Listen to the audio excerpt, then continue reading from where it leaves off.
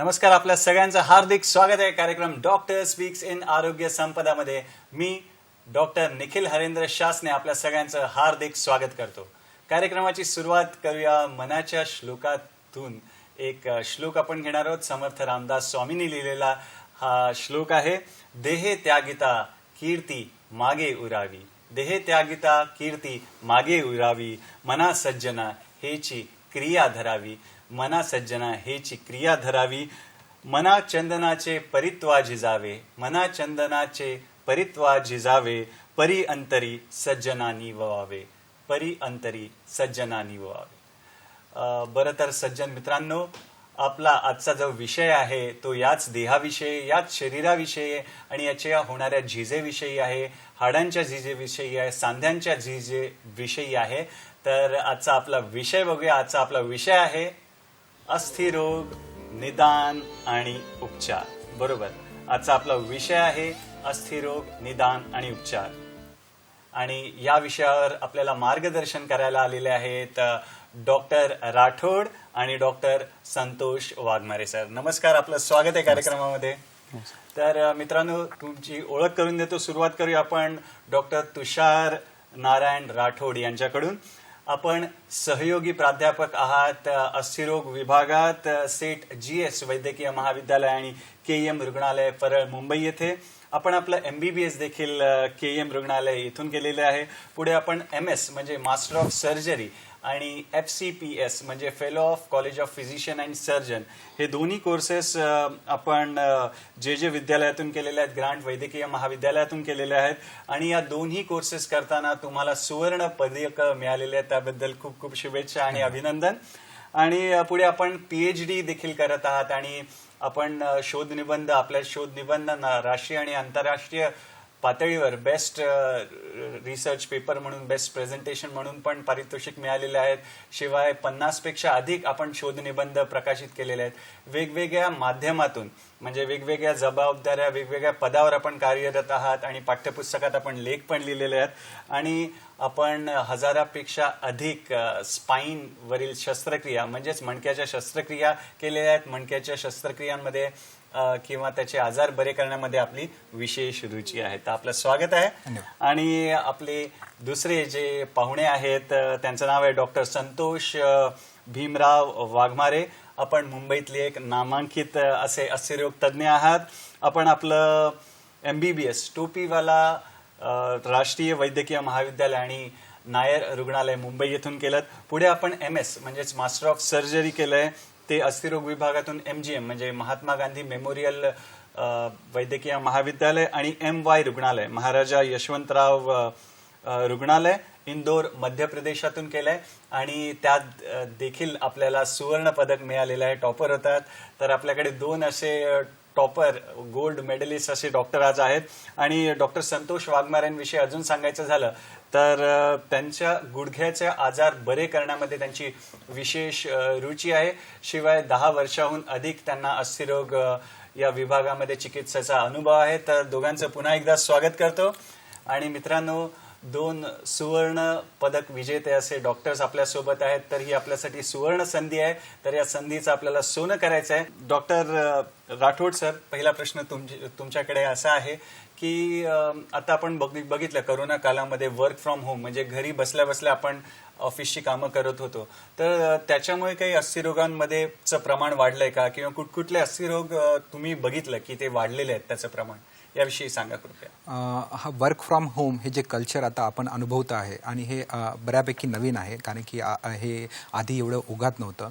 यामध्ये एका ठिकाणी सतत बसल्यामुळे जो पाठीवर किंवा मानेवर जो ताण येतो आहे, त्यामुळे आजकाल आम्ही आमच्या प्रॅक्टिसमध्ये स्पेशली तरुणाईमध्ये खूप मोठ्या प्रमाणात पाठदुखी आणि मानदुखी हे बघत आहोत. बरोबर. आणि सर, तुम्हाला वाघमारे सर, तुम्हाला काय आढळलं की या कल्चरमध्ये, या संस्कृती जी आता बहरते वर्क फ्रॉम होमची, त्याच्यामध्ये कुठले आजार तुम्ही तुमच्या दवाखान्यामध्ये किंवा रुग्णालयामध्ये पाहता? हो, नक्कीच. आता हे जे गेले 2 वर्ष वर्क फ्रॉम होम चालू आहे, त्याच्यामुळे 8 तास 10 तास बरेच जण एकाच ठिकाणी बसून काम करतात. त्याचा आपल्या पूर्ण शरीरावरती दुष्परिणाम होतोय. मुख्य म्हणजे व्यायामाचा अभाव बरोबर आणि त्याच्यामुळे त्यांचं वजन वाढतंय बरोबर आणि त्याचा थेट इफेक्ट आपल्या मणक्यावर आणि गुडघ्यावरती होतोय. बरोबर. म्हणजे आपल्या ज्या शरीराचा जो बांधा आहे, जे पिलर्स आहेत, त्याच्यावर इफेक्ट होतोय. Yes. तर डॉक्टर राठोड करून जाणून घेऊया की हे जे पाठीचं कंबरदुखी म्हणा किंवा पाठदुखी म्हणा, त्याची काय कारणं आहेत किंवा त्याची लक्षणं आम्ही कशी ओळखायची? मी आपल्याला सांगू इच्छितो की जे आपल्या पाठीची रचना आहे ती मानेची, आपल्या वरच्या बॅकची आणि लोअर बॅक, ज्याला आपण कंबरचा भाग म्हणतो, ही एका विशिष्ट प्रकाराने असते. जेव्हा आपण सतत एका पर्टिक्युलर पोझिशनमध्ये राहतो तेव्हा त्याचा डायरेक्ट लोडिंगचा इफेक्ट आपल्या मणक्यावर येतो आणि त्याने मणक्याची झीज वाढते. यासोबतच जेव्हा हे मणके आपले ऑड पोश्चरमध्ये किंवा चुकीच्या पोश्चरमुळे आपण जेव्हा बसतो तेव्हा आपले जे स्नायू असतात, मुख्यत्वे पोटाचे आणि बॅक मसल्स, ते बरोबर काम करू शकत नाही आणि त्याचा अजून अतिरिक्त भार हा पूर्ण मणक्यावर येतो. यामुळे या दोन मणक्यामधल्या असणाऱ्या ज्या डिस्क असतात, ज्याला आपण लंबार डिस्क किंवा सर्वायकल डिस्क म्हणतो, त्यांची बऱ्या प्रमाणात घर्षण होत जाते आणि आपण ज्याला म्हणतो लंबार स्पॉन्डलोसिस या आजाराची उद्भावना होते. यामध्ये मेनली आपण जर बघितलं तर अजून पण कारणं आहेत ज्याच्यामध्ये आपले लाईफस्टाईलचे डिसिजेस, जसे आपल्याला काही व्यसनं, जे स्मोकिंग आहे किंवा जसं डॉक्टर वाघमारेने सांगितलं की वजन, स्थूलपणा, हा सुद्धा मणक्यावर अतिरिक्त भार पडतो. त्याच्यामध्ये अनुवंशिकतेचं पण काही रोल आहे. आणि मी एक नवीन फॅड नक्कीच नमूद करतो की आजकाल तरुणाईंना, स्पेशली सोशल मीडियामध्ये सर्वांना तुरंत शरीराचं सौष्ठवीकरण करण्याची आणि त्याची इमेजेस टाकण्याची खूप घाई असते आणि प्रत्येकजण जातो आणि जिममध्ये सडनली वेट लिफ्टिंग करायला किंवा वजन उचलायला चालू करतो आणि त्यामध्ये सडनली त्या मणक्यावर लोड आल्यामुळे आपल्याला बऱ्याच वेळा, आणि आम्ही तरुणांमध्ये 18 आणि 20 वर्षाच्या वयामध्ये सुद्धा बऱ्याच स्लिप डिस्क बघायला मिळत आहेत आणि त्या अतिशय धोकादायक असू शकतात. ओके. म्हणजे ते वजनामुळे जे दोन्ही मणक्याच्या मधली गादी आहे त्याची झीज होते. बरोबर. तर त्याच्यामुळे हा त्रास होतो. आणि मग आपण समजायचं कसं, कुठल्या तपासण्या केल्यावर आपल्याला कळेल की हा त्रास आहे आपल्याला? हे लंबार स्पॉन्डलोसिसमध्ये सर्वप्रथम आपल्याला आपल्या खालच्या भागामध्ये पाठदुखी चालू होते. एका ठिकाणी बसलं की पेन जास्त वाढायला लागतं आणि हळूहळू याचं रूपांतर तिथल्या जाणाऱ्या स्पायनल नर्ववरती दबाव होण्यात चालू होतं, ज्याच्यामध्ये आपल्या पायामध्ये मुंग्या येणं किंवा पायामध्ये करंट जाणं, हे असे प्रकार अनुभवायला लागतात आणि जे एक्स्ट्रीमली डेंजरस आहे जर आपण त्याला योग्य वेळी आटोक्यात नाही आणलं तर. आणि याच्यामध्ये माझ्या मते सर्वात प्रथम आपण तज्ज्ञांचा इमिजिएट सल्ला घेतला पाहिजे, त्यांच्याकडनं त्याची तपासणी केली पाहिजे. आणि आम्ही याच्यामध्ये इमेजिंगपेक्षा क्लिनिकल डायग्नोसिस, ज्याच्यामध्ये डिटेल फिजिकल एक्झामिनेशन म्हणजे तपासणी केली जाते, कुठून मणक्यामधून पेन येत आहे, कुठल्या भागामध्ये पेन जास्त आहे, त्याच्यासोबत आपल्या स्पायनल नर्व्स दबत आहेत का, पायामध्ये विकनेस आहे का, हे सगळे तपास त्यामध्ये केले जातात, जेणेकरून आपल्याला आयडिया येते की कोणते इन्व्हेस्टिगेशन्स आपण ऑर्डर केले पाहिजे. आणि त्यासाठी आम्ही प्रामुख्याने एक्सरे आणि MRI हे दोन तपास ॲडवाईज करतो जर आम्हाला गरज वाटली. एक्सरेमध्ये आम्हाला हाडाची ठेवण कळते आणि MRI मध्ये आपल्या जाणाऱ्या स्पायनल नर्व्सवर कुठे दबाव आहे का याची आम्हाला माहिती मिळते. बरं. आणि उपचारासाठी काय करावं किंवा ही जी कंबरदुखी आहे, पाठदुखी आहे, त्याच्यावर उपचार काय किंवा काय इलाज करता येईल? कंबरदुखी हा खूप मोठा व्यापक आहे आणि याच्यामध्ये बरेच आजार येतात. पण प्रामुख्याने आपण जर बघितलं तर आम्ही आजकाल ह्याला म्हणतो लाईफस्टाईल रिलेटेड डिसीज, आपली जीवनशैलीचा हा भाग झालेला आहे. याच्यामध्ये दोन्ही प्रकार आहेत, जे मेडिकल ट्रीटमेंट, औषधोपचार आणि फिजिकल थेरपी, आणि दोघांना तेवढंच महत्त्व आहे.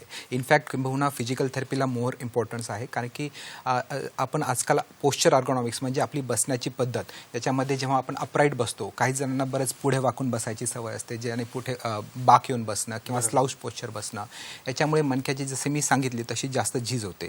तर याच्यावर काम करणं खूप गरजेचं आहे. जेव्हा पेशंटला एकदम सिव्हिअर पेन असतं तेव्हा आजकाल पेन कंट्रोल मोडॅलिटी आहेत फिजिओथेरपीच्या, जशा टेन्स किंवा IFT, ज्याने आपल्या मसलचा जो स्पॅझम असतो तो बऱ्यापैकी कमी होतो आणि पेशंटचं पेन बऱ्यापैकी प्रमाणात कमी होतं. आणि वेदनानाशक गोळी, जे समाजामध्ये हे आहे की आम्हाला वेदनानाशक गोळ्या घ्यायच्या नाहीत, पेशंट आल्यानंतर तेच म्हणतो, तर हे फिजिओथेरपीच्या ज्या मोडॅलिटी आहेत त्या बऱ्यापैकी वेदनानाशक गोळ्यांची जी रिक्वायरमेंट आहे ती कमी करू शकतात. आणि हे हे हे हे सर्वात महत्त्वाचं आहे मेडिकल ट्रीटमेंटवरती. आणि फिजिओथेरपी ट्रीटमेंटमध्ये जर आपण बघितलं तर त्याच्यामध्ये ज्या एक्सरसाइज आहेत त्या पोटाच्या आणि खाली मणक्याच्या ज्या आपल्या स्नायू बळकट करायच्या आहेत ते व्यायाम करणं खूप गरजेचं आहे. तर हे दोन्ही जेव्हा आपण कंबाईन करतो तेव्हा आपल्याला त्याचा रिझल्ट चांगला मिळतो. आणि मोजक्याच पेशंट्समध्ये शस्त्रक्रियेची गरज पडू शकते. बरोबर. तर वाघमारे सर तुमच्याकडे येतो. राठोड सरांचा स्पेशालिटी असा विषय मणक्यांशी रिलेटेड आहे आणि वाघमारे सरांची जी स्पेशालिटी म्हणा किंवा विशेष रुची ही जी आहे गुडघ्यांशी रिलेटेड आहे किंवा संधिवाताविषयी आहे. तर संधिवाताविषयी वाघमारे सर तुम्हाला असा प्रश्न विचारावा वाटतो की संधिवात म्हणजे काय, त्याची कारणं काय, त्याविषयी आमच्या मित्रांना थोडं सांगा. नक्कीच. सर्वप्रथम मी तुम्हाला आपल्या गुडघ्याची रचना कशी असते ते सांगतो. तर तुम्हाला हे दिसतंय मॉडेल, हे गुडघ्याचं मॉडेल आहे. ह्याच्यामध्ये गुडघा हा आपल्या शरीरातला सर्वात मोठा सांधा आहे. त्यामुळे सर्वात महत्त्वाचा वजन घेणारा सांधा आपला गुडघा असतो. बरोबर. आणि आपण 2 पायावरती चालतो. त्यामुळे जेव्हा आपण एक पाऊल पुढे टाकतो तेव्हा शरीराचं पूर्ण वजन एका पायावरती असतं. मग बॅलन्स करून आपण दुसऱ्या पायावरती वजन टाकतो. तर सांधा हा आपला गुडघा 3 हाडांपासून बनलेला असतो. हे मांडीचं हाड आहे ज्याला फिमर म्हणतात आणि हे शरीरातलं सर्वात मोठं हाड आहे. ओके. दुसरं हाड आहे ते हे पुढचं, ह्याला पटेला म्हणतात, म्हणजे आपली गुडघ्याची वाटी. तिसरं जे हाड आहे ते खाली आहे, त्याला टिबिया म्हणतात. तर ही जी हाडं आहेत ती एकमेकाला लिगामेंटने बांधलेली असतात, जेणेकरून त्याच्यात स्टॅबिलिटी येईल आणि त्याच वेळेला आपल्याला मोबिलिटी पण, म्हणजे हालचाल सुद्धा करता आली पाहिजे आणि स्टॅबिलिटी पण आली पाहिजे. बरोबर.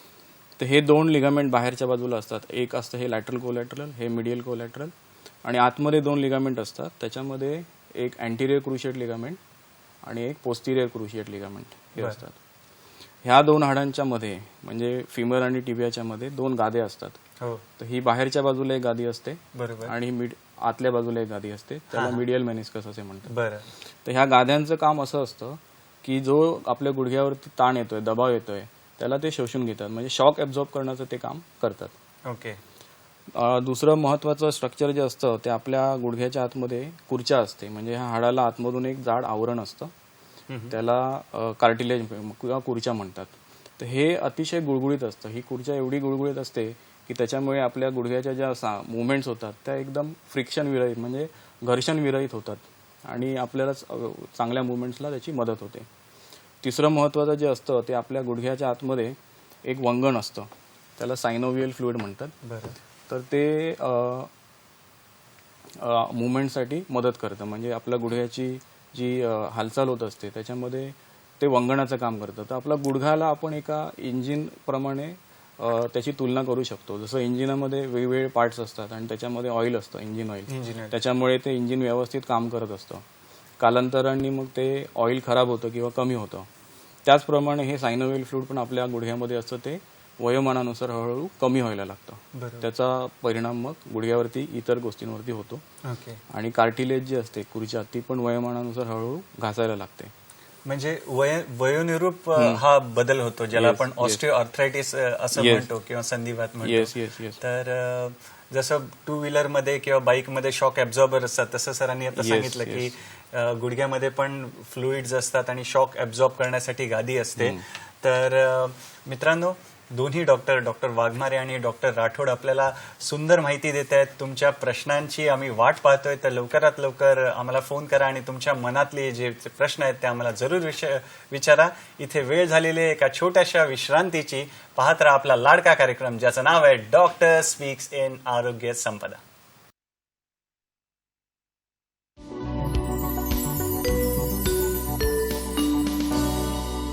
विश्रांतीनंतर पुन्हा एकदा तुमचं खूप खूप स्वागत आहे आपल्या लाडक्या कार्यक्रमात, ज्याचं नाव आहे डॉक्टर स्पीक्स इन आरोग्य संपदा. मी डॉक्टर निखिल शासने आपलं हार्दिक स्वागत करतो. आणि आज आपल्याकडे 2 गोल्ड मेडलिस्ट डॉक्टर आलेले आहेत आणि आपला आजचा विषय आहे अस्थिरोग आणि त्याचं निदान आणि उपचार. तर डॉक्टर वाघमारे, जे की एक नामांकित अस्थिरोग तज्ज्ञ आहेत मुंबईमध्ये, ते आपल्याला सांगताहेत की गुडघ्याची झीज किंवा संधिवात, ज्याला आपण म्हणतो ऑस्टिओआर्थरायटिस, ती झीज का होते. तर डॉक्टर वाघमारे प्लीज आम्हाला सांगा. वयोमानानुसार आपल्या शरीरात जे बदल होत असतात, जसे कालानुरूप आपले केस पांढरे होतात किंवा डोळ्यामध्ये मोतीबिंदू होतो, तसेच फरक आपल्या हाडांमध्ये आणि सांध्यामध्ये होत असतात. हाडं ठिसूळ होतात आणि सांधे आहेत ते हळूहळू झिजत असतात.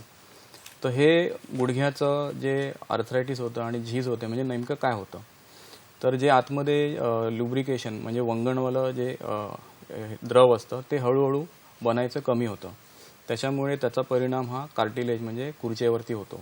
कुर्चीचा जो गुळगुळीतपणा असतो तो हळूहळू कमी होतो आणि त्याच्यामध्ये जे पाण्याचं कंटेंट असतं ते हळूहळू कमी होतं आणि जी खुर्च्या आहे त्याची थिकनेस पण हळूहळू कमी व्हायला लागते.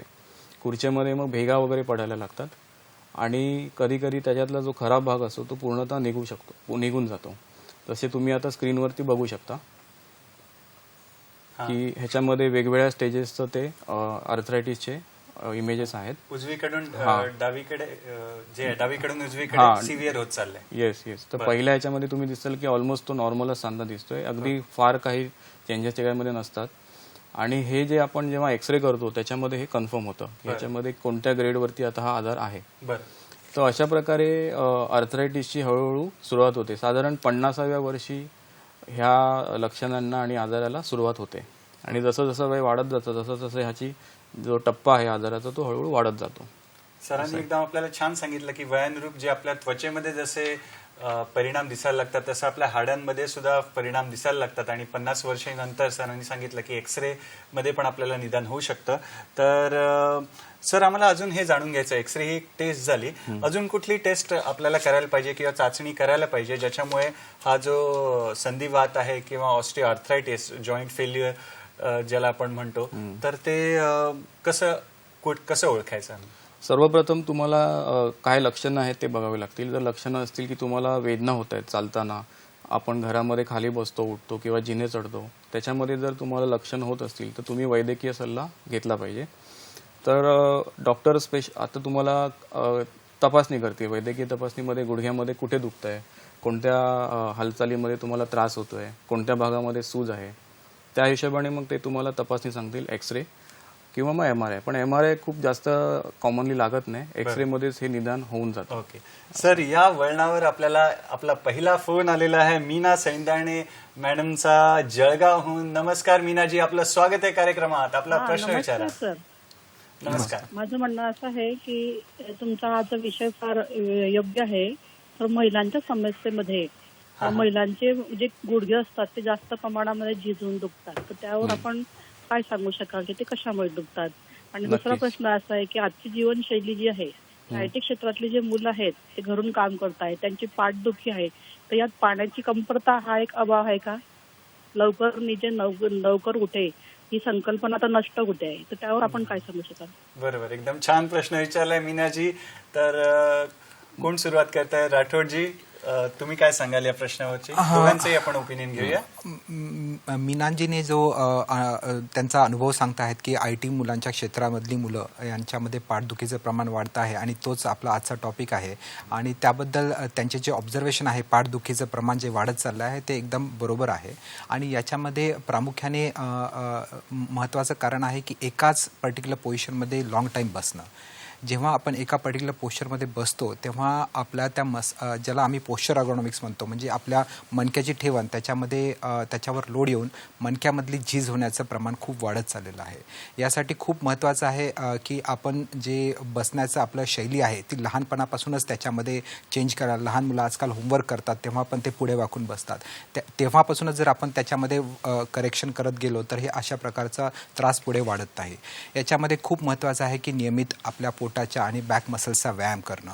कुठलं वजन उचलायचं आहे ते पुढे वाकून न उचलता गुडघ्यात वाकून उचलावं, जेणेकरून सगळं लोड आपल्या मणक्यावर येणार नाही. किंवा आपण जर काम करत असो, लॅपटॉपवर बसलो, कुठे बसलो, तर त्याची हाईट ही आपल्या मानेच्या लेवलला किंवा डोळ्याच्या लेवलला मेंटेन केली गेलेली पाहिजे. हे सगळे जर आपण व्यवस्थित आपले हे पद्धत जर आपण आपल्या दैनंदिन जीवनात आणलं तर हे बऱ्यापैकी आपण हे टाळू शकतो. आणि वाघमारे सर, तुम्ही काय सांगणार? हां, मीनाजींनी जे विचारलं की ऑस्टिओआर्थरायटिस गुडघ्याचा हा महिलांमध्ये का जास्त दिसतो, तर त्याचं एक महत्त्वाचं कारण आहे की मोस्टली जे घरातली कामं असतात ते महिलांना खाली बसून करायची सवय असते.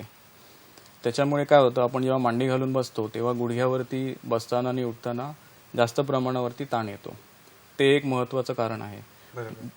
तेच एक कारण मला असं वाटतंय की महिलांमध्ये त्याच्यामुळे जास्त आर्थरायटिस आढळून येतो. ओके, पण मग पाळी रजोनिवृत्ती वगैरेचा पण याच्यामध्ये त्याचा इफेक्ट हाडांवरती जास्त होतो, ऑस्टिओपोरोसिस ज्याला म्हणतात. हॉर्मोन्स कमी झाल्यामुळे हाडं ठिसूळ होतात आणि गुडघ्यावरती पण त्याचा थोडाफार प्रमाणावरती परिणाम होतो. दुसरं एक महत्त्वाचं कारण असू शकतं की लठ्ठपणा किंवा वजन जास्त असणे, त्याच्यामुळे पण गुडघ्यावरती जास्त प्रेशर येतं. बरोबर. तुम्ही छान छान प्रश्न विचारतायत, त्याच्यामुळे वेगवेगळ्या कारणांवर आपली चर्चा होते. असेच आम्हाला फोन करून वेगवेगळे प्रश्न विचारत राहा. तर डॉक्टर वाघमारे जे की नामांकित अस्थिरोग तज्ज्ञ आहेत, डॉक्टर राठोड जे की सहयोगी प्राध्यापक आहेत KEM रुग्णालयामध्ये, त्यांच्याशी चर्चा चालू आहे अस्थिरोगांवर. तर गुडघ्याचा पार्ट आधी आपण थोडं समजून घेऊया. तर वाघमारे सर, पुन्हा एकदा तुमच्याकडे येतो आणि थोडक्यात आम्हाला उपचाराविषयी थोडं सांगा की ज्यांना संधिवात होतो आहे तर त्याच्यासाठी काय उपचाराचे पर्याय उपलब्ध आहेत. उपायामध्ये महत्त्वाचे 3 भाग आहेत. एक तर संतुलित आहार, नियमित व्यायाम आणि जीवनशैलीमध्ये काही बदल करणे आवश्यक आहे. संतुलित आहार म्हणजे असा की ज्याच्यामध्ये आपल्याला आवश्यक पोषक तत्व मिळाली पाहिजेत, जे हाडांसाठी आणि सांध्यासाठी महत्त्वाचे आहेत. दूध सगळ्यात महत्त्वाचं आहे, कारण त्याच्यामध्ये कॅल्शियम असतं. दुधाचे पदार्थ जसं पनीर आहे, दूध आहे, कडधान्य आहेत, पालेभाज्या आहेत, ड्रायफ्रूट्स आहेत, सोयाबीन आहे, रागी, ह्या सगळ्यांमध्ये कॅल्शियमचं प्रमाण जास्त असतं, तर त्याचं सेवन असणं महत्त्वाचं आहे. त्याचप्रमाणे जर आपण गोड पदार्थाचं सेवन कमी केलं तर त्याचा परिणाम आपल्या वजनावरती होणार आहे. आपलं वजन कमी होण्यामध्ये मदत होणार आहे. तर गोड पदार्थांचं सेवन कमी असलं पाहिजे. त्याचप्रमाणे तळलेले पदार्थ कमी असले पाहिजेत, ज्याने आपलं वजन कमी करण्यामध्ये मदत होते. दुसरं आहे नियमित व्यायाम. नियमित व्यायाम म्हणजे दिवसातून कमीत कमी अर्धा ते पाऊण तास चालणं फार महत्त्वाचं आहे, ज्याच्यामुळे आपल्या गुडघ्याची हालचाल राहते, त्याची लवचिकता राहते आणि आपले गुडघ्याचे जे स्नायू असतात ते मजबूत राहतात. तर अर्धा ते पाऊण तास दिवसातून रोज चालणं फार महत्त्वाचं आहे. त्याशिवाय काही गुडघ्याचे स्पेसिफिक व्यायाम असतात, अगदी सोपे व्यायाम असतात, जे तुम्ही तज्ज्ञ डॉक्टरांकडून किंवा फिजिओथेरपिस्टकडून शिकून स्वतः घरी करू शकता. तर दिवसातून 2 वेळा 10 मिनटं सकाळी, 10 मिनटं संध्याकाळी व्यायाम करणं खूप महत्त्वाचं आहे. त्यांनी तुमच्या गुडघ्याला खूप मदत होते. तिसरं जीवनशैलीबद्दल मला बोलायचं आहे. तर जीवनशैलीमध्ये पण काही सोपे बदल जर तुम्ही केले तर 3 महत्त्वाच्या गोष्टी आहेत. एक तर खाली बसणे, वारंवार खाली बसून उठण्यामुळे गुडघ्यावरती ताण येतो. दुसरं एक आहे जिने चढणे उतरणे. वारंवार जर जिने चढल्यात किंवा उतरलात त्याच्यामुळे गुडघ्याची झीज जास्त होते. आणि एक कारण जे मी बघतो आपल्या ह्याच्यामध्ये प्रॅक्टिसमध्ये की इंडियन टॉयलेटवरती जेव्हा असतं वापर जास्त, त्याच्यामुळे पण गुडघ्याचे प्रमाण दुखण्याचे जास्त मला आढळलेले आहेत. तर शक्य तेवढे आपण त्यातला बदल केला पाहिजे. दोन्ही डॉक्टर आपल्याला छान माहिती देत आहेत. तर जगद्गुरू संत तुकाराम महाराजांनी लिहिलेला एक अभंग आहे आणि त्याच्यावर आधारित असं एक सुप्रसिद्ध भक्तिगीत आहे, देह देवाचे मंदिर, देह देवाचे मंदिर, आत आत्मा परमेश्वर, आता आत्मा परमेश्वर. हे गाणं तुम्ही गुणगुणा. तेवढ्यात आम्ही एक छोटीशी विश्रांती घेऊन परत येतो. पाहत राहा आपला लाडका कार्यक्रम, ज्याचं नाव आहे डॉक्टर स्पीक्स इन आरोग्य संपदा.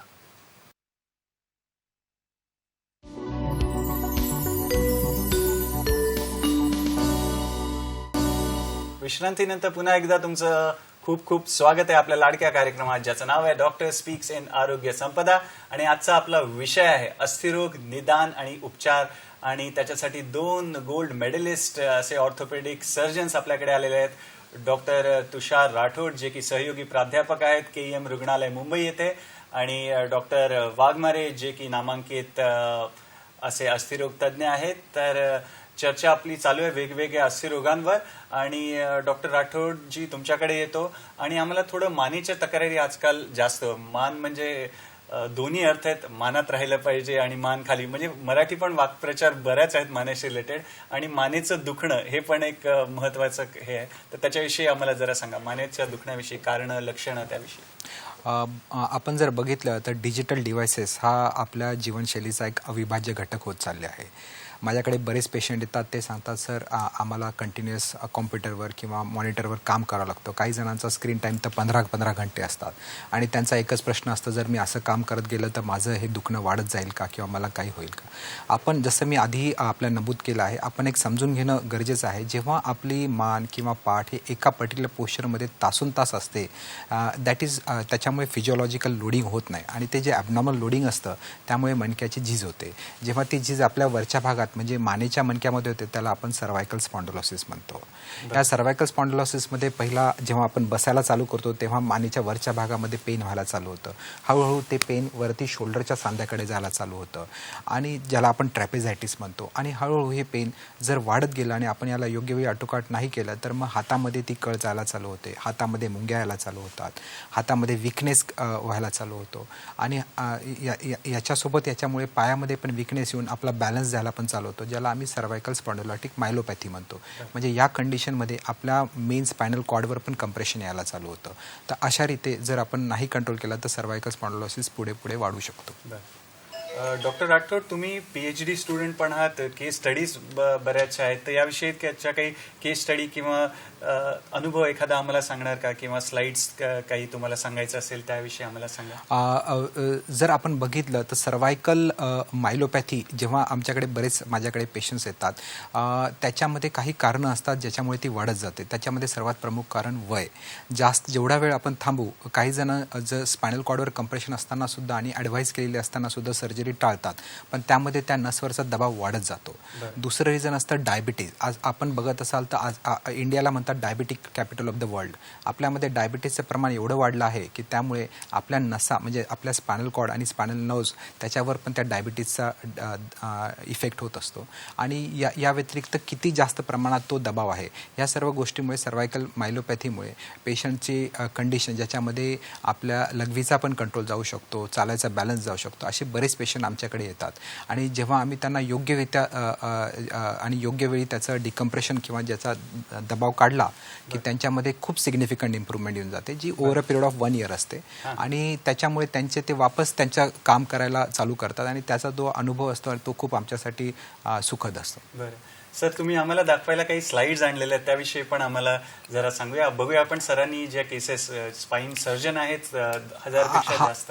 हा जो विद्यार्थी होता हा 13 वर्षाचा होता. हा आमच्याकडे आला होता तेव्हा तुम्ही जर बघत असाल तर त्याच्या पाठीमागे केवढा बाक होता. याला जन्मतः याचा मणका एका साईडने वाढत होता.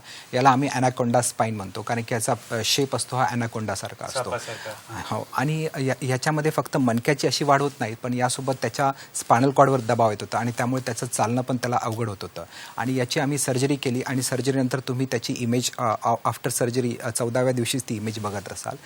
याच्या व्यतिरिक्त अजून एक इमेज आहे ज्याच्यामध्ये त्याचा समोरच्या भागामधून पण त्याचा बॅलन्स जो गेलेला होता तो आपण जे एका साईडला ज्याला आपण पाठीचं कुबड म्हणतो ते पण त्याच्यामध्ये पूर्णतः आम्ही करेक्ट करू शकलो. ही शस्त्रक्रिया खूप मोठी, म्हणजे जवळपास 10 ते 12 घंटे चालते, ज्याच्यामध्ये आम्हाला हळूहळू जो मणका त्याच्यावर आपल्या मेन स्पायनल कॉर्डवर दबाव देतो आहे त्याला दोन्ही साईडने जाऊन काढावं लागतं. आणि शस्त्रक्रिया अतिशय जटिल असते, पण आमच्याकडे KM हॉस्पिटलला असे विद्यार्थी खूप साऱ्या प्रमाणात येतात आणि आम्हाला ते रोज आमच्यासाठी ते चॅलेंजेस असतात. आणि खूप आनंद होतो जेव्हा हे विद्यार्थी वापस जाऊन त्यांच्या दैनंदिन जीवनात वापस त्यांचं काम चालू करू शकतात एवढ्या मोठ्या शस्त्रक्रियेनंतर. त्यामुळे सायन्स आणि स्पाईन सर्जरी ही आता फार ॲडव्हान्स झालेली आहे. त्याची सेफ्टी प्रोफाईल म्हणजे ते खूप इम्प्रूव्ह झालेली आहे आणि त्यामुळे होणारा धोका हा बऱ्याच प्रमाणे आपण टाळू शकतो.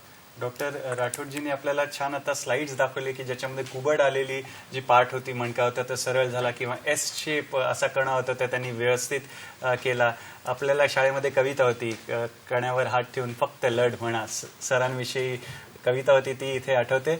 आणि राठोडजी, स्पाईनविषयी, मानदुखीविषयी अजून एक विचारायची की याची तपासणी, यासाठी कुठली तपासणी करायला पाहिजे, काय टेस्ट करायला पाहिजे? कुठल्याही जेव्हा मणक्याचे आजार असतात याच्यामध्ये तपासण्या इतकंच महत्त्व आम्ही फिजिकल एक्झामिनेशन म्हणजे भौतिक चाचणीला देतो, ज्याच्यामध्ये पेशंटच्या मणक्याच्या कुठल्या भागातून पेन येत आहे, ते किती प्रमाणात आहे, त्यासोबत कुठल्या स्पायनल नर्ववर दबाव आहे का, कुठे हातामध्ये विकनेस आहे का, कारण की सगळ्या पेशंटला सर्जरी लागत नाहीत. फक्त फार मोजक्याच बहुतांशी पेशंट हे फिजिकल थेरपी आणि एक्सरसाइजनेच ठीक होतात.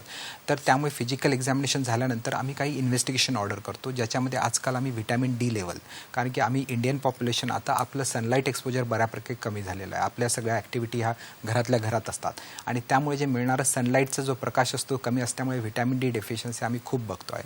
ती आम्ही साधारणतः खूप साऱ्या मोस्ट ऑफ द पेशंट्सला आम्ही ऑर्डर करून त्याची लेवल चेक करतो आणि जर ती कमी असले तर ते करेक्ट करतो. या व्यतिरिक्त इमेजिंग, जसं मी सांगितलं, एक्सरे आणि MRI हे खूप महत्त्वाचे घटक होतात. जेव्हा आम्ही जेव्हा सस्पेक्ट करतो की यांना सर्वायकल स्पॉन्डिलोसिस आहे आणि यांच्या स्पायनल नर्व्सवर कंप्रेशन येत आहे, त्याद्वारे आम्हाला कळतं वाढलं की ते किती प्रमाणात दबाव आहे, त्याला खरंच कशात रीतीने टॅकल करता येईल, हे सगळं आम्ही या इमेजिंगद्वारे ठरवू शकतो. डॉक्टर साहेब, या वळणावर आपल्याला अजून एक फोन आलेला आहे. रवींद्र कुडाळकरजींचा, जळगावहून आपले रेग्युलर प्रेक्षक आहेत, नियमित बघत असतात कार्यक्रम, प्रश्न विचारत असतात. रवींद्रजी, आपलं स्वागत आहे कार्यक्रमात, आपला प्रश्न विचारा.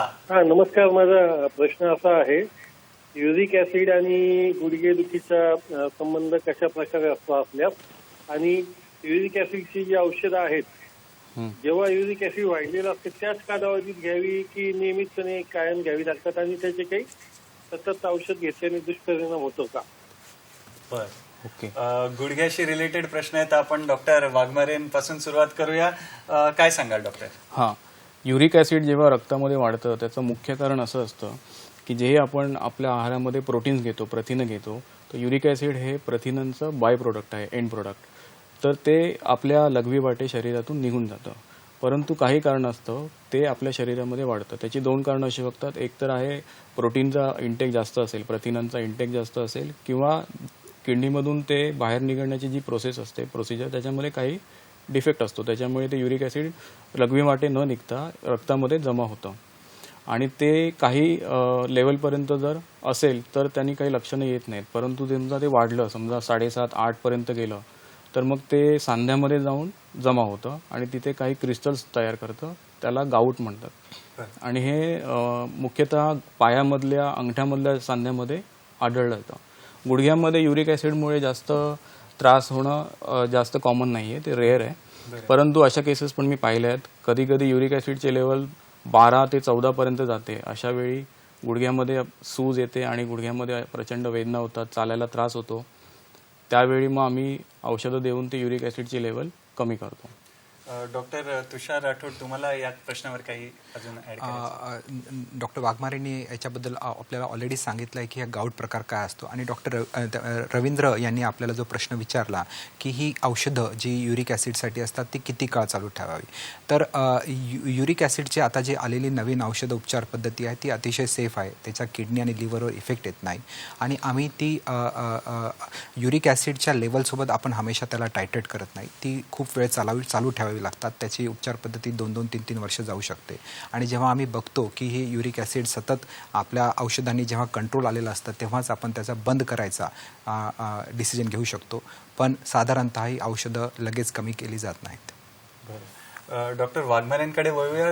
गुडघ्याचाच विषय सुरू आहे, तर गुडघ्यांच्या उपचाराविषयी तुम्ही काही सांगत होता, त्याविषयी थोडं विस्ताराने सांगा. साधारण जेव्हा ती लक्षणं सुरू होतात की आपल्याला कळतं की आता गुडघ्यामुळे आपल्याला चालायला त्रास होतोय, दुखतंय, आणि जिने चढताना, उतरताना किंवा खाली बसताना, उतरताना त्रास होतोय, तर सर्वप्रथम तुम्ही तज्ज्ञ डॉक्टरांचा सल्ला घेतला पाहिजे. त्याच्यामध्ये काही सुरुवातीच्या उपाययोजना आहेत त्या फारच सोप्या आहेत. जसं नी कॅपचा सपोर्ट किंवा काही स्पेशल ब्रेसेस असतात जे आपल्या गुडघ्याला सपोर्ट करतात, तर चालताना तुम्ही ह्याचा वापर केला तर चालतो. आणि काठी जर घेतली सपोर्टसाठी चालताना, तर त्यांनी गुडघ्यावरती येणारा भार कमी होतो. नंतर फिजिओथेरपी, फिजिकल थेरपीमध्ये 2 महत्त्वाचे भाग असतात. एक तर असतात व्यायाम, तर ते काही व्यायाम ज्यांनी आपले गुडघ्याचे स्नायू मजबूत होणार असतील ते तुम्हाला सांगतात, ते तुम्ही नियमित घरी करायचे असतात. दुसरं काही थेरपीज असतात, जसं अल्ट्रासाऊंड थेरपी आहे, IFT आहे, डायथर्मी आहे. त्यांनी ज्या भागामध्ये जास्त सूज आणि दुखणं आहे गुडघ्यामध्ये, तिथे रेडिएशन देऊन ती सूज कमी केली जाते. 1-2 दिवस थोडा आराम केला तरी आपल्याला थोडंसं नॅचरली बरं वाटतं. परंतु ह्या पलीकडे जर आपल्याला त्रास होत असेल तर मग तज्ज्ञ डॉक्टर तुम्हाला काही औषधांचा सल्ला देतात. तर ही औषधं मुख्यत्वे सूज कमी करणारी औषधं असतात, वेदनाशामक औषधं असतात, आणि काही औषधं असे असतात जे आपल्या गुडघ्यामधल्या कार्टिलेजला पोषक तत्व देतात. अशी काही औषधं असतात. ओके. आणि डॉक्टर वाघमारे, आम्हाला हे पण जाणून घ्यायचं, सर्वसामान्यांना आम्हाला असा प्रश्न पडतो की चालताना आजकाल तर सिमेंटचे रोड आहेत म्हणा, तर त्याच्यावर आपण शूज घालून चालतो म्हणा किंवा पळतो म्हणा, त्याच्यामुळे काही गुडघेदुखी वगैरे सुरू होतोय, किंवा समजा मातीत आपण चालतो तर शूज घालून त्याच्यावर चाललं पाहिजे, पळलं पाहिजे, की विथाऊट शूज काही न घालता अनवाणी आपण त्याच्यावर चाललं पाहिजे, पळलं पाहिजे, तर याविषयी थोडं मार्गदर्शन गुडघ्याच्या आरोग्याविषयी त्या दृष्टिकोनातून विचारतो. आता जिथे जॉगिंग ट्रॅक्स अवेलेबल आहेत इझिली, ते तर युजली सिमेंटचे ट्रॅक्स असतात. तर तिथे तुम्ही चांगल्या प्रतीचं पादत्राणे घालून, जर का काही चांगल्या स्पोर्ट्स शूज असतील चांगल्या प्रतीचे, जे हलके असले पाहिजेत आणि जे वेल फिटिंग असले पाहिजेत, कम्फर्टेबल असले पाहिजेत, ते घालून जर तुम्ही वॉक केलात अर्धा ते पाऊण तास तर त्याने काही नुकसान नाही होणार. बरं. आणि मातीवर फारसा काय त्याच्यामध्ये फरक नसतो. फरक नसतो. बरं. डॉक्टर राठोडजी तुमच्याकडे येऊया. तर ह्या ज्या मानेचा प्रकार आहे त्याच्या निदानाविषयी आपण चर्चा केली. त्याच्या उपचाराविषयी काय सांगता येईल, किंवा मानदुखी म्हणा, पाठदुखी म्हणा, कंबरदुखी म्हणा होऊच नये याच्यासाठी प्रतिबंधात्मक असा काही उपाय आहे का? केव्हा पण जेव्हा मानदुखीचे पेशंट येतात तेव्हा आम्ही त्यांना सर्वप्रथम ते कोणत्या स्टेजमध्ये आहेत हे आम्ही इव्हॅल्युएट करतो. जसं नीच्या आर्थरायटिसच्या स्टेजेस असतात त्याचप्रमाणे सर्वायकल स्पॉन्डिलोसिसच्या पण स्टेजेस असतात. पण जसं मी आपल्याला सांगितलं, पाठदुखी आणि मानदुखी बहुतांशी पेशंट हे व्यवस्थित उपचार पद्धती ज्याच्यामध्ये फिजिकल थेरपी आणि मेडिकल थेरपी हे दोन्ही दिल्यामध्येच त्यांना आराम मिळून जातो. फिजिकल थेरपीमध्ये सर्वात महत्त्वाचा भाग असतो की मानेचे व्यायाम. मानेचे व्यायाम करणं, डिजिटल डिव्हायसेसचा अतिरेक टाळणं, डाएटमध्ये पण आपल्या जसं डॉक्टर वाघमारेंनी सांगितलं कॅल्शियमयुक्त डाएट ज्याच्यामध्ये दूध आणि दुग्धजन्य पदार्थ, पनीर, सोयाबीन, रागी यांचं प्रमाण जास्त ठेवणं, पोश्चराकडे आपल्याला लक्ष खास करून देणं. आणि मी हमेशा सांगतो की जेव्हा आपण आपलं जे वर्क ॲटमॉस्फिअर आहे त्याच्यामध्ये आपण खूप महत्त्व दिलं पाहिजे की आपण कशा तऱ्हेने बसतो. आपण हमेशा बसताना ताट बसलं पाहिजे किंवा मान असं पुढं वाकून स्लाउच करून बसलं नाही पाहिजे. जर मागं रिक्लाईन होता आलं तर अतिउत्तम.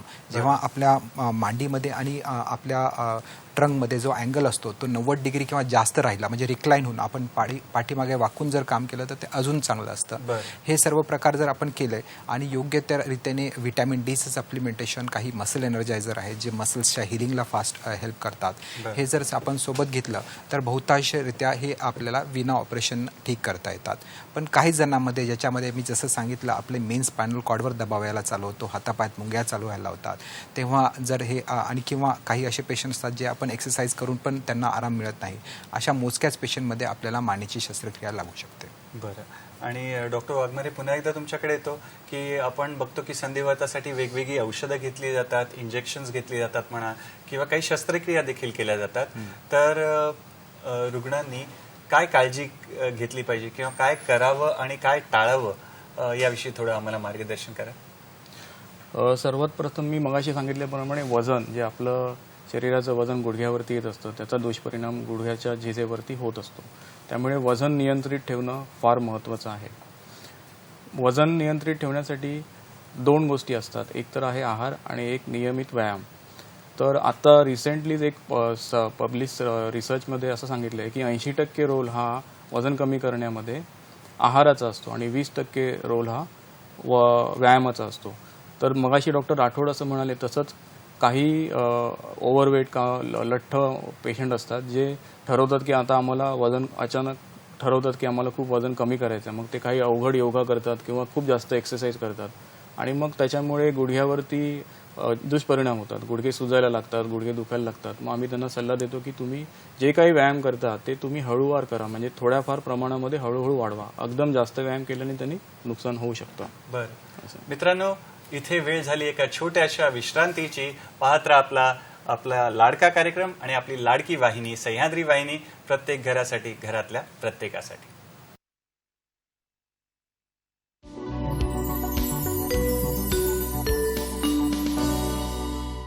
विश्रांतीनंतर पुन्हा एकदा आपलं स्वागत आहे कार्यक्रमात. आणि आज आपला विषय आहे अस्थिरोग आणि त्याचं निदान आणि उपचार. डॉक्टर राठोड जे की सहयोगी प्राध्यापक आहेत KEM रुग्णालयाचे आपल्यासोबत आहेत, तर त्यांना विचारूया की ऑस्टिओपोरोसिस हा काय प्रकार आहे. आम्हाला फक्त माहिती आहे हाडाचा ठिसूळपणा आहे, तो का होतो, म्हणजे त्याच्या कारणाविषयी थोडं, त्याच्या लक्षणाविषयी थोडं आम्हाला सांगा. ऑस्टिओपोरोसिस हे एक युनिव्हर्सल प्रॉब्लेम आहे आणि जो आपल्या उतरत्या वयामध्ये आपण बघतो. याच्यामध्ये हाडं ठिसूळ होतात आणि त्याचं कारण आहे की आपल्या हाडाची जी क्षमता असते ती बनलेली असते कॅल्शियम, व्हिटॅमिन डी आणि प्रोटीन मॅट्रिक्सने, आणि ज्याचा हळूहळू जसं आपलं वय वाढतं तसं तसं आपलं बोन मास कमी होत जातं. पण काही जणांमध्ये हे बोन मास कमी होण्याचं प्रमाण खूप जास्त प्रमाणात असतं आणि त्यांना ऑस्टिओपोरोसिस होतं. स्त्रियांमध्ये पण स्पेशली पोस्ट मेनोपॉज पिरियडमध्ये हॉर्मोन्सची लेवल, प्रसारकांची लेवल जेव्हा कमी होते तेव्हा पण त्यांना ऑस्टिओपोरोसिस होतं. आणि लाईफस्टाईल, अल्कोहोल आणि स्मोकिंग हे सुद्धा आपल्या ऑस्टिओपोरोसिससाठी कारणीभूत असतात. एक्सरसाइज नसणं, व्यायाम नसणं यामुळे ऑस्टिओपोरोसिस बळावत जातो. यामध्ये आपल्याला मल्टिपल जॉईंट पेन होण्याचं जळण्यास चालू होतं. काही थोडा हलका पण मार लागला तर त्यामुळे फ्रॅक्चर होण्याची शक्यता असते. आणि जसं आपण वयानुसार जो सिनाईल कायफोसिस म्हणजे आपला जो बाकएना असतो त्याच्यासाठी सुद्धा ऑस्टिओपोरोसिस कारणीभूत असतं, कारण की मणके आपले दबत जातात ठिसूळपणामुळे. आणि ह्या सगळ्याचा कल्मिनेशन ऑस्टिओपोरोसिसमध्ये होतं. आणि ज्याच्यासाठी उपचार पद्धती आपण जर बघितली तर त्यामध्ये सर्वात महत्त्वाचं असतं नियमित व्यायाम करणं. स्त्रियांमध्ये काही जणांना हॉर्मोन रिप्लेसमेंट थेरपी लागू शकते. ऑस्टिओपोरोसिससाठी आता नवीन खूप चांगली औषधं आलेली आहेत, जे नाकावाटे काही स्प्रे घ्यायचे आहेत, काही कॅल्शियम आणि व्हिटॅमिन डीचे इंजेक्शन्स आहेत. तसेच अजून काही हॉर्मोन ट्रीटमेंट आलेले आहेत ज्यामुळे ऑस्टिओपोरोसिस आपण ट्रीट करू शकतो. आपण ऑस्टिओपोरोसिस ट्रीटमेंट ही त्यांच्या बोन मिनरल डेन्सिटी म्हणजे ज्याच्यामध्ये आपण हाडामध्ये किती कॅल्शियमचं प्रमाण आहे हे पहिला क्वांटिफाय करतो आणि त्यानुसार आपण ती ट्रीटमेंट देतो. बरं, तपासणी कुठली करायची डॉक्टर? तर बोन मिनरल डेन्सिटी नावाचा एक तपास असतो ज्याच्यामध्ये आपल्या मनगटाचं हाड, खुब्याचं हाड आणि मणक्याचं हाड यामध्ये 1 मिलीमीटरमध्ये किती कॅल्शियम सामावलेलं आहे हे याचा तपास केला जातो. आणि त्यामुळे आपल्याला 3 झोन कळतात की पेशंट रेड झोनमध्ये आहे म्हणजे खरंच खूप जास्त ऑस्टिओपोरोसिस आहे, ऑरेंज झोन आहे म्हणजे ज्याला आता तो रेड झोनकडे चालला, आणि ग्रीन झोन ज्याच्यामध्ये बोन मिनरल डेन्सिटी एकदम व्यवस्थित आहे. अशा 3 प्रकारामध्ये डिस्ट्रीब्यूट करून त्याच्या स्पेसिफिक आपण त्यांना ट्रीटमेंट देतो. वाघमारे सर, तुमच्याकडे येतो. वेळ कमी आहे तर 2 प्रश्न एकामध्ये जोडून तुम्हाला देतो की इंजेक्शन्स विषयी तुम्ही आम्हाला सांगत होतात, तर इंजेक्शन्स विषयी सांगा. आणि जे आपण गुडघा बदलीचं ऑपरेशन म्हणतो, नी रिप्लेसमेंट म्हणतो, तर त्याविषयी थोडं आम्हाला थोडक्यात सांगा. मगाशी मी सांगितल्याप्रमाणे ऑस्टिओआर्थरायटिसच्या 4 टप्प्यांमध्ये विभागणी केलेली आहे. पहिल्या 2 टप्प्यांमध्ये जास्तीत जास्त पेशंट्सला औषधाने किंवा फिजिओथेरपीने आराम होतो. ह्याच स्टेजमध्ये जर औषधाने कमी होत नसेल दुखणं वगैरे तर आम्ही काही इंजेक्शन्स त्यांना रेकमेंड करतो. तर ह्यामध्ये 4 प्रकारचे इंजेक्शन्स आम्ही नेहमी वापरतो. पहिलं आहे ते हायलोरॉनिक ॲसिड. हे एक जेलीसारखं लिक्विड असतं जे सिरिंजमध्ये रेडी मिळतं, जे आपण गुडघ्याला लोकल ॲनेस्थेशिया देऊन गुडघ्यामध्ये इंजेक्शन देऊ शकतो. ह्याचा साधारण 6 महिने ते वर्षभर त्याचा फायदा पेशंट्सला होतो.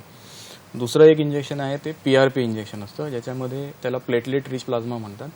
ह्याच्यामध्ये रुग्णाचं 15 ml ब्लड काढून त्याला एका विशिष्ट मशीनमध्ये प्रोसेस करून त्याच्यातल्या लाल रक्तपेशी, सफेद रक्तपेशी आणि प्लेटलेट रिच प्लाझ्मा हे वेगवेगळे करून प्लेटलेट रिच प्लाझ्माचा जो भाग असतो तो गुडघ्यामध्ये इंजेक्शनने दिला जातो. तिसरं इंजेक्शन आहे ओझोन इंजेक्शन, जे गुडघ्यातली सूज कमी करण्यासाठी आम्ही देतो.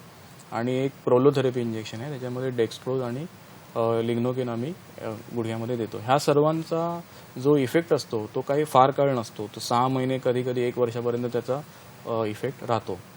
आणि जेव्हा आजार हा 3ऱ्या किंवा 4थ्या स्टेपमध्ये असतो स्टेजमध्ये, तेव्हा आम्ही त्यांना ऑपरेशनचा सल्ला देतो. ऑपरेशनमध्ये पण जर 3ऱ्या टप्प्यामध्ये किंवा अर्ली 4थ्या स्टेजमध्ये फक्त थोडासा भाग म्हणजे समजा हा आतला भाग थोडासाच खराब असेल तर आम्ही एक युनिकॉन्डलर नी रिप्लेसमेंट सर्जरी असते, ज्याच्यामध्ये अर्धाच गुडघा बदलला जातो, ते आम्ही करतो. ठीक. तर आणि जर पूर्ण सांधा खराब झाला असेल तर मग टोटल नी रिप्लेसमेंट त्याच्यामध्ये करावं लागतं. बरं, डॉक्टर वाघमारे सर आणि डॉक्टर राठोड सर, तुम्ही वेळात वेळ काढून इथे आलात आणि आमच्या मित्रांना छान अस्थिरोगाविषयी माहिती दिलीत. त्यासाठी तुम्हाला खूप खूप तुमचे आभार, खूप धन्यवाद आणि पुढील वाटचालीसाठी खूप खूप शुभेच्छा. तर मित्रांनो, आज आपण बघितलं वेगवेगळे जे आजार अस्थिरोग बघितले, त्याच्यासाठी आपल्याला व्यायाम करायला पाहिजे. एका खुर्चीसारखंच आहे व्यायाम गरजेचा आहे, त्याच्यानंतर आहार गरजेचा आहे, स्वतःच्या शरीर आणि डॉक्टरांनी दिलेली औषधं घेणं, म्हणजे 3 पायाचं स्टूल आहे किंवा रिक्षा म्हणू शकतो आपण, त्याच्यावर ही गाडी चालू आहे. तर आपल्या शरीराची खूप काळजी घ्या आणि उन्हामध्ये जा, व्हिटॅमिन डीची डेफिशियन्सी नको, वेगवेगळे आजार बघितले, मोबाईल जरा कमी बघा, TV पण मध्ये मध्ये उठत जा, चालत राहा. तर इथेच आजच्या भागामध्ये इथेच थांबूया. पुढील भागात एका नवीन विषयांसोबत, नवीन पाहुण्यांसोबत पुन्हा एकदा हा कार्यक्रम रंगेल, ज्याचं नाव आहे डॉक्टर स्पीक्स इन आरोग्य संपदा. तोवर धन्यवाद आणि नमस्कार.